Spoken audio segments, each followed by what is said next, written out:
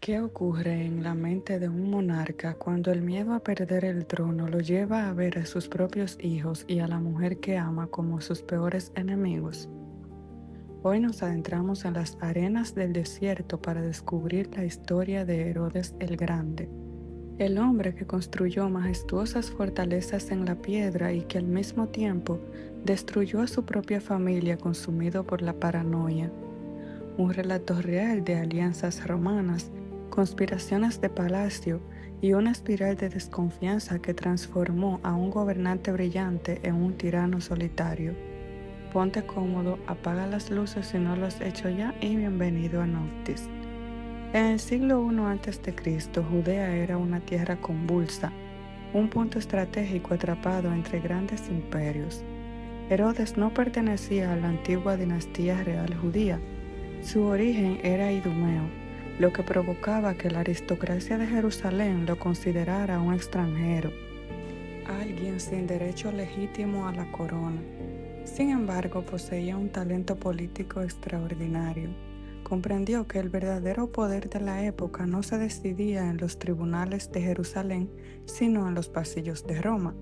Con una habilidad diplomática fría y calculadora, tejió alianzas clave primero con Marco Antonio y más tarde con el propio emperador Augusto. En el año 37 a.C., respaldado por las legiones romanas, se coronó como rey de Judea. Logró lo que parecía imposible: traer décadas de prosperidad económica, seguridad fronteriza y estabilidad en una región devastada por los conflictos. Pero esa corona, obtenida con el apoyo de una potencia extranjera, llevaba consigo una semilla de desconfianza que nunca dejaría de crecer. Para consolidar su autoridad y ganarse el respeto de su pueblo, Herodes inició el programa de construcción más ambicioso de la antigüedad. Transformó el panorama de la región levantando la impresionante fortaleza de Masada sobre una meseta rocosa. Erigió la ciudad portuaria de Cesarea Marítima y reconstruyó el gran templo de Jerusalén, convirtiéndolo en una de las maravillas del mundo antiguo. El rey deseaba ser recordado como un soberano magnánimo. Durante las grandes hambrunas que azotaron la región, llegó a vender los tesoros de su propio palacio para comprar grano e importarlo para su pueblo. Sin embargo, detrás de esas imponentes fachadas de piedra blanca y mármol, la mente de Herodes vivía en una constante fortaleza mental. Sabía que la nobleza local nunca lo aceptaría de corazón y que cualquier descuido podía costarle el poder. Para asegurar su posición, decidió casarse con Marianne, una hermosa princesa perteneciente a la antigua dinastía real.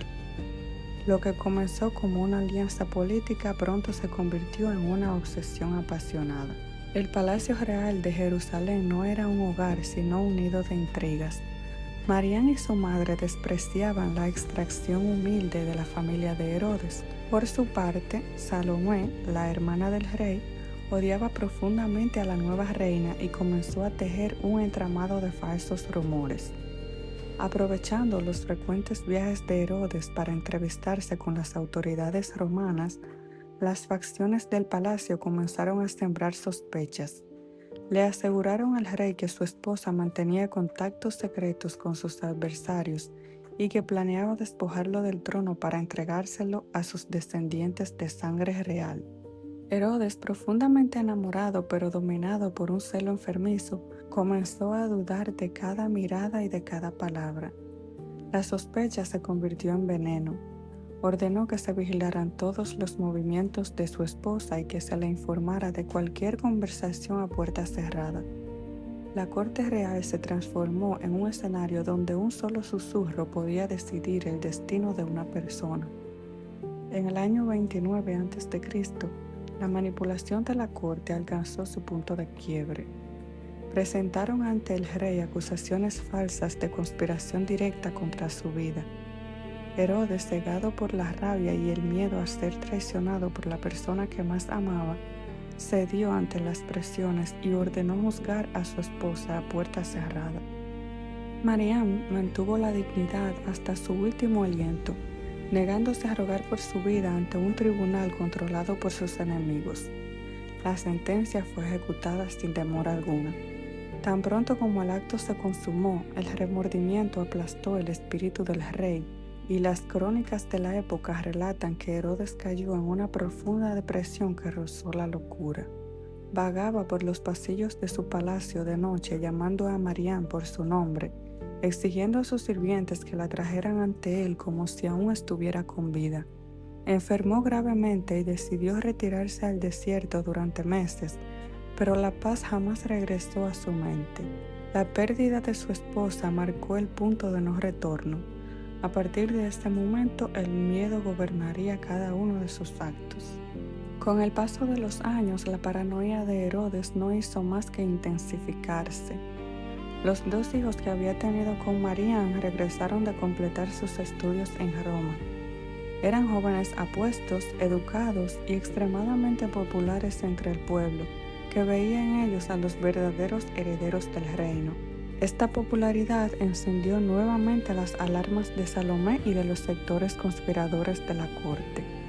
Comenzaron a persuadir al anciano monarca de que sus hijos buscaban vengar el destino de su madre y que pretendían acelerar su partida para tomar el control del Estado. Herodes comenzó a ver en la juventud y fuerza de sus hijos una amenaza directa a su autoridad.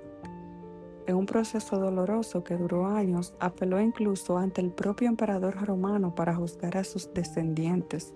Finalmente, en el año 7 a.C., el rey firmó la orden contra sus propios hijos en la ciudad de Sebaste.